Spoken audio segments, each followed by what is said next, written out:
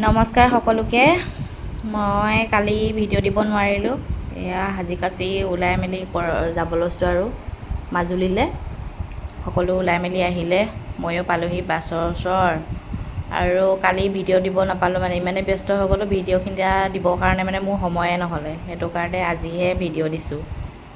দেখিছেনে আমাৰ গাঁৱৰ ছোৱালীবিলাক, সকলোবিলাক আমাৰ গাঁৱৰ ছোৱালী। মানে ছোৱালীবিলাক কি হ'ল, জামকৈ থাকি আজিহে মানে সময় মিলিলে আৰু। সেইদিনা বহুত সময় মানে কি আৰু, এইজনী টাইম নিমিলিলে, ইজনী নিমিলে, সিজনী নিমিলে, সেনেকুৱা হৈ ফাইনেলি আৰু। মানুহে হাঁহিবও পাৰে ইমান পথাৰ ঘৰ দিনত আহিছে বুলি, কিন্তু উপায় নাই, আমাৰ সময় মিলিছে আৰু সেইটো কাৰণে আজি আহিছোঁ আৰু। আহি আছোঁ। মাজুলী ৰাস্তা আজিকালি বহুত বেছি ধুনীয়া, বেছি সময় নালাগে, আমাৰ 1.5 ঘণ্টামান লাগে আৰু। আগতে বেয়া আছিলে ৰাস্তা, এতিয়া খুব ধুনীয়া। আমি বাৰু মাথাউৰি দি গ'লোঁ, সেইটো কাৰণে বেছি টাইমো নালাগিলে।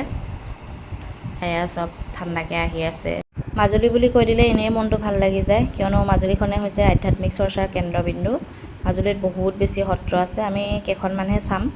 আমি প্ৰথমতে দক্ষিণপাট সত্ৰতে সোমাম। এয়া আমি দক্ষিণপাট সত্ৰ পালোহি।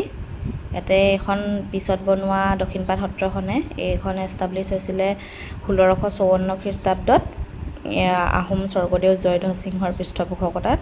আৰু ইয়াৰ আগৰখন, মানে প্ৰথমৰখন পানীয়ে উটাই নিয়াত এইখন স্থাপন কৰিছিলে। প্ৰথমখন স্থাপন হৈছিলে 1601 খ্ৰীষ্টাব্দত স্বৰ্গদেউ প্ৰতাপ সিংহৰ পৃষ্ঠপোষকতাত। তাৰপিছত যেতিয়া পানীয়ে উটাই লৈ গুচি গ'ল, তাৰপিছতহে এখন প্ৰতিষ্ঠা কৰা হয়। এখন কৰিছিলে 1654 খ্ৰীষ্টাব্দত। এয়া আমাৰ সত্ৰীয়া সংস্কৃতিৰ প্ৰাণকেন্দ্ৰ। ইয়াতে ভাওনা, ৰাস হয়। ইয়াতে মেইন ৰাস ইয়াতে হয়।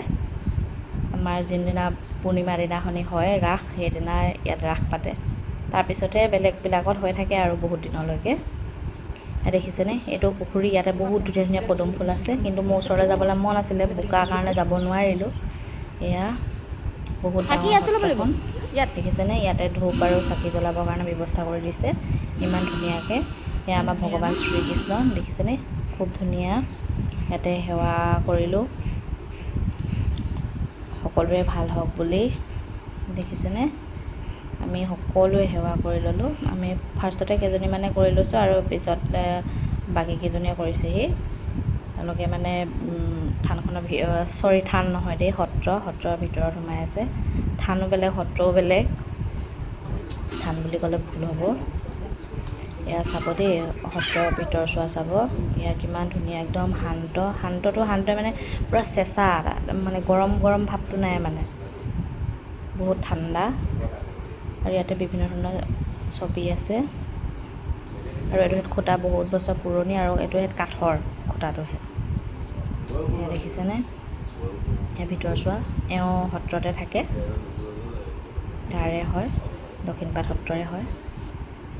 এয়া দেখিছেনে, এখেত হৈছে শ্ৰী শ্ৰী ননীগোপাল দেৱগোস্বামী, এখেত সত্ৰাধিকাৰ।